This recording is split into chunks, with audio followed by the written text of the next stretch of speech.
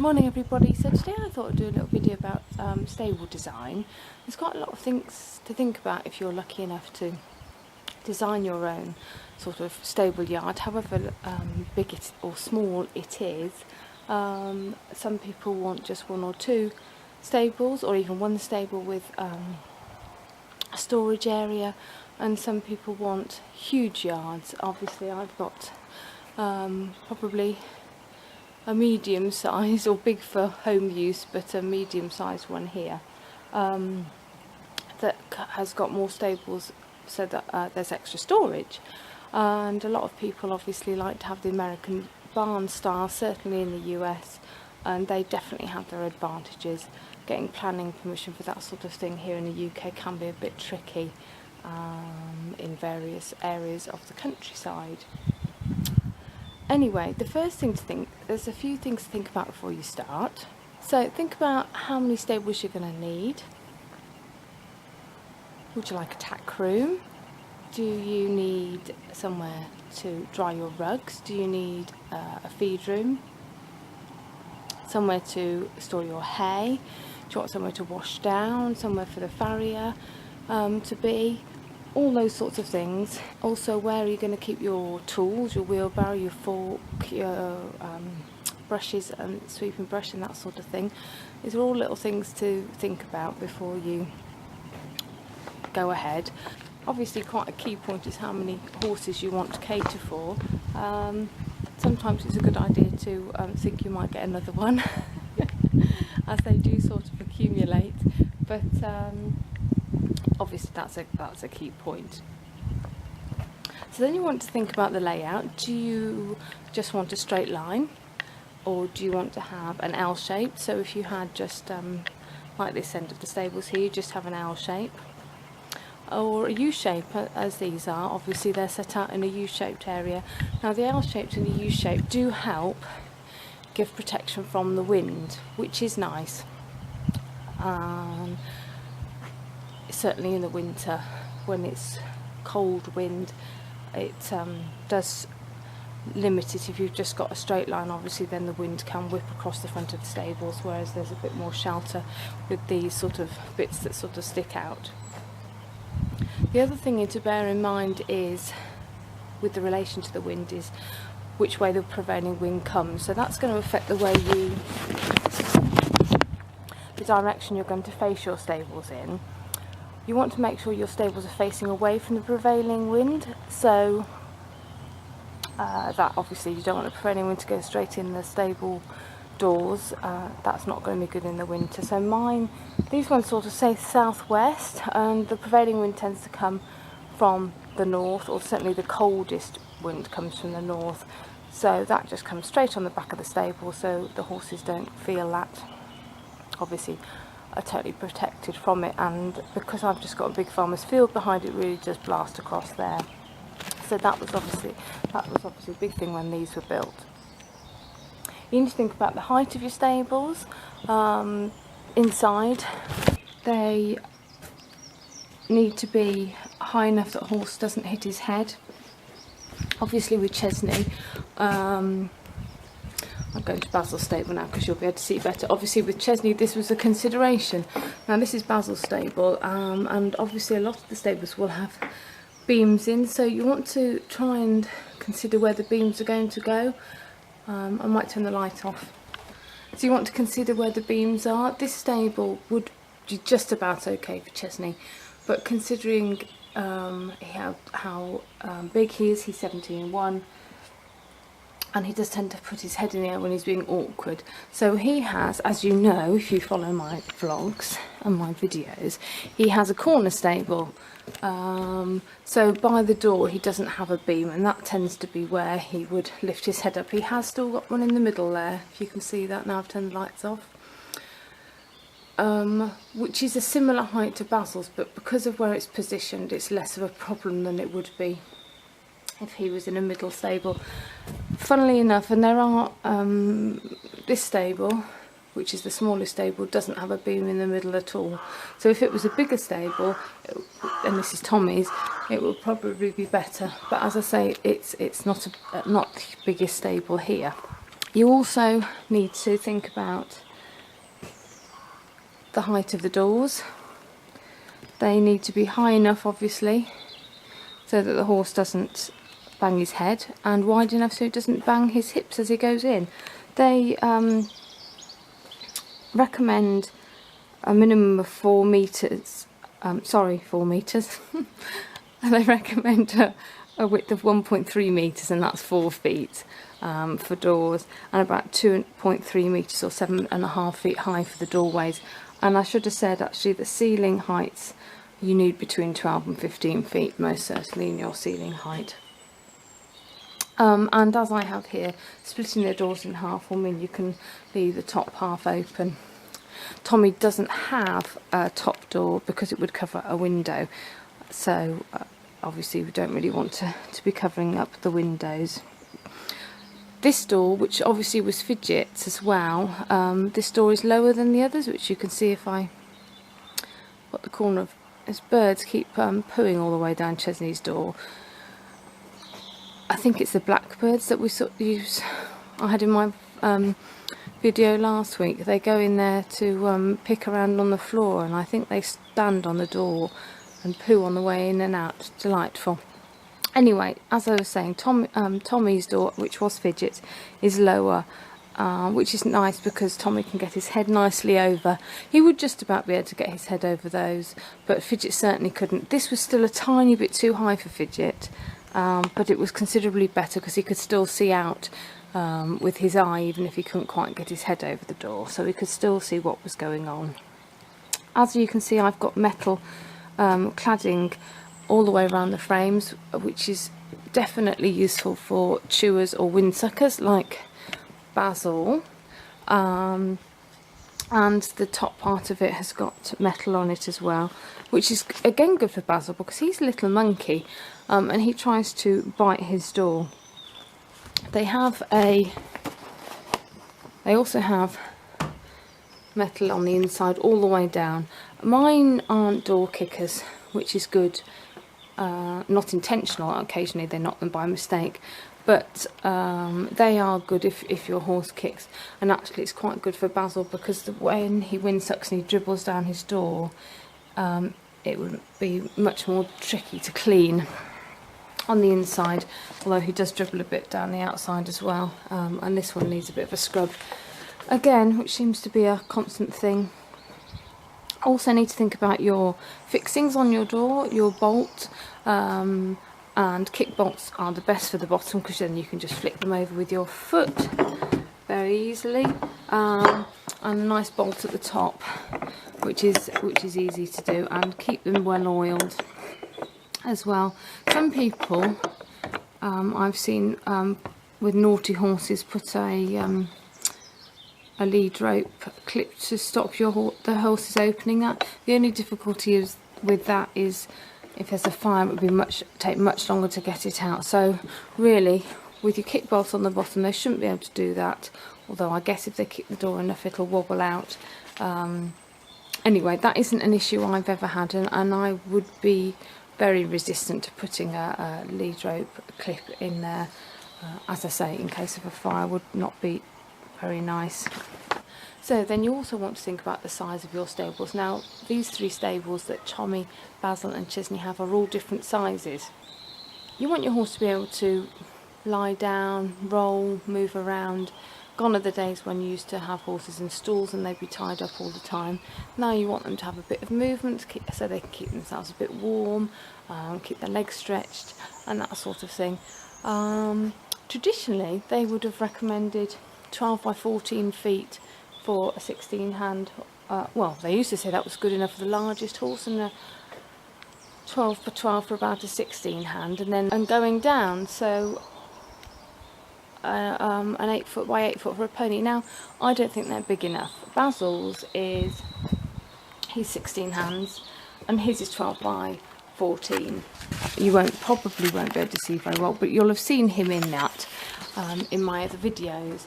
So I think it's big enough for him. However, if you put Chesney in there, that is a whole different story. He looks much too big in there.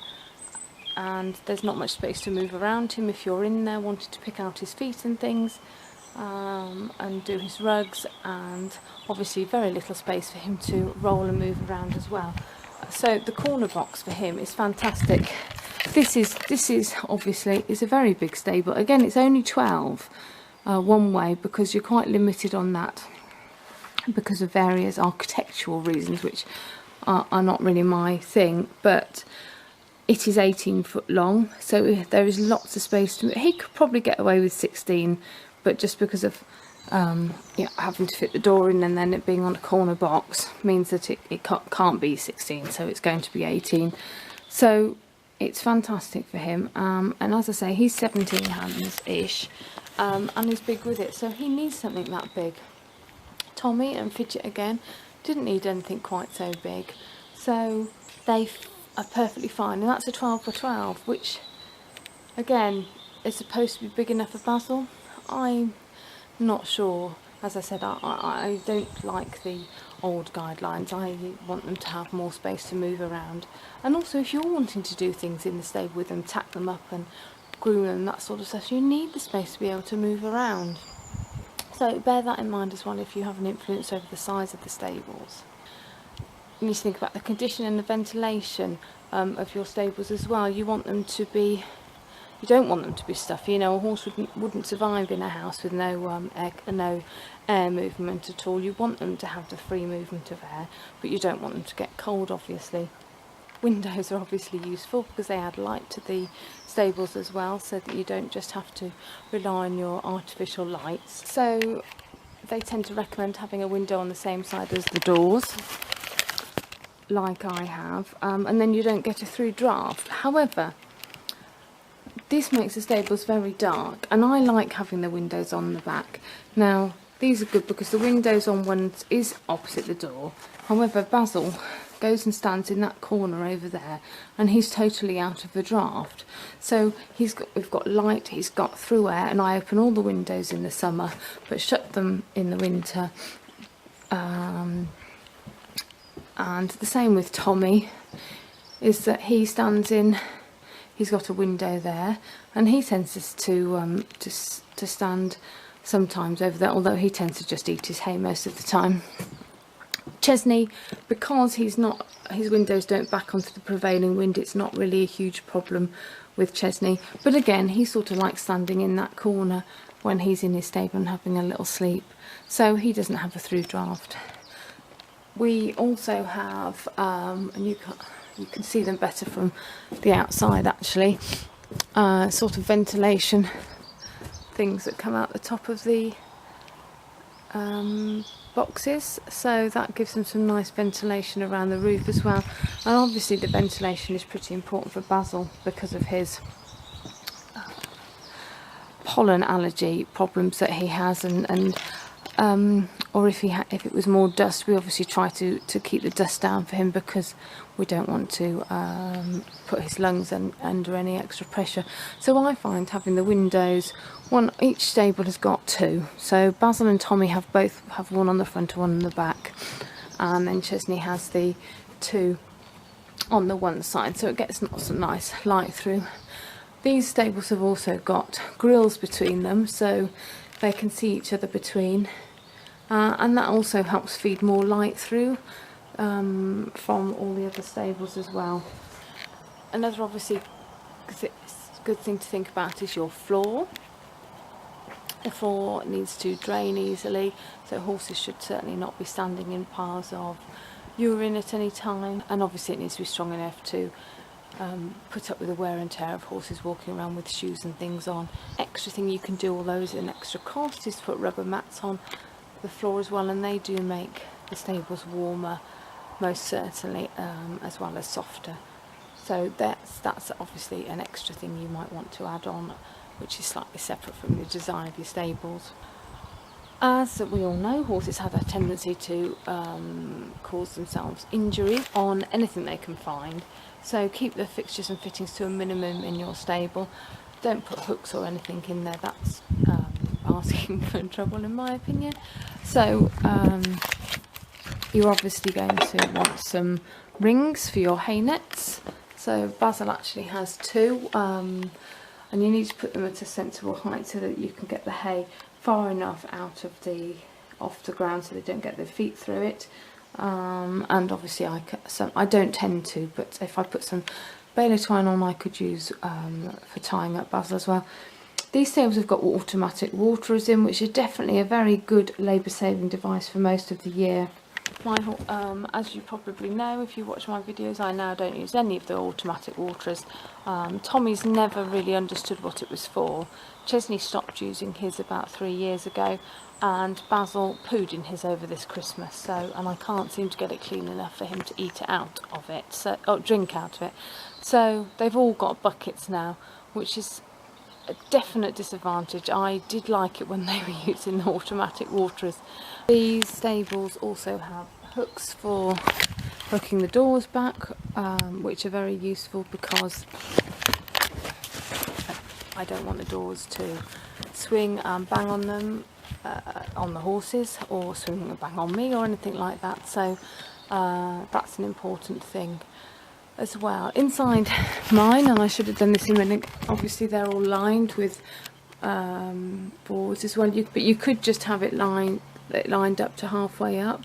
Where I previously was, that's what they were, but Basil used to windsuck on the bit and obviously chewed it, so that wasn't a very good plan. So having it boarded all the way up prevents him from doing that. Think about your lights. I have had previously just had like a single bulb from the top. There's obviously lots of fancy LED and things available now.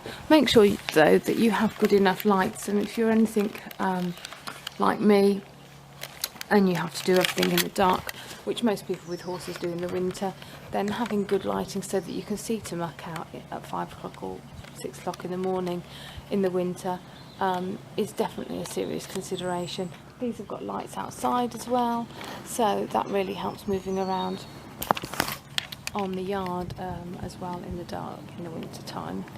And the overhang is just fantastic because it means I can get from stable to stable without getting absolutely soaking wet in the winter, and I can keep my wheelbarrow out of the rain and those sorts of things. So I do like having the overhang, and obviously the horses can then put their heads out their doors as well and not get wet heads as well. So the overhang is definitely an advantage. Jumping back a bit, I know I'm jumping around a bit, but the light switches for the stable, make sure they're not, the horse can't reach them from their stable doors because they will likely chew them. There's quite a lot of regulations now about having light switches outside, so I recently had to have a new cover on this. This is sockets and the light switches, and actually in fact if I had new ones now they wouldn't put this cover on. The rules have changed, but obviously there needs to be waterproof and horseproof, which is important. And this wouldn't be any good as a stable obviously because the switches are right there, but this is where I keep all the hay, so it's not a problem. Think about electric sockets as well because they are useful. My farrier has uses one because he has a I really don't know what it's called, but there's some sort of grinding thing that is electric that he uses. Obviously they're useful for clippers, they're useful for when I'm hoovering out the stable, some cobwebs and all that sort of thing. So sockets are definitely useful. There's some over there, I've got some over here as well, which is very useful. And then there's a few other things you might want to think about. Obviously in some stables people have feed mangers fixed to the wall, which really is personal taste as to whether you want those. I chose, there aren't any here, and I probably wouldn't have any either. I like being able to take the buckets in and out. It's another thing that's filling up the stable and another thing for them to hurt themselves on as they do. Obviously you also need to think about your downpipes, you need to think about your drains, so make sure, and your taps, make sure you have enough taps. There's 2 taps here, which is fantastic, and you need to have a drain under your tap. And over there's a drain under there, and obviously where the downpipes are positioned, and you're going to want some tie rings on the outside. I've got one there and one over there.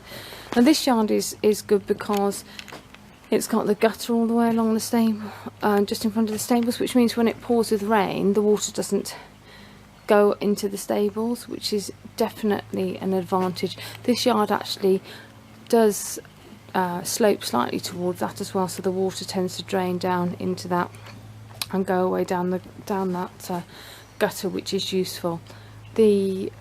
Obviously there's a section that's concrete and a section that's just hardcore, which is more difficult to keep clean, but water does drain away on that, which is useful. And there is this bit of hardcore along here as well before the field, so it reduces the amount of mud they bring on the yard. It doesn't stop it. They still walk in quite a lot of mud onto the yard, which is quite frustrating. As you guys know, I've got this undercover area here, which is really useful. I could use it as a washdown area, or I could use it for the farrier, which I've never actually needed to do. I use it to keep my wheelbarrow under so that it's not full of water all the time.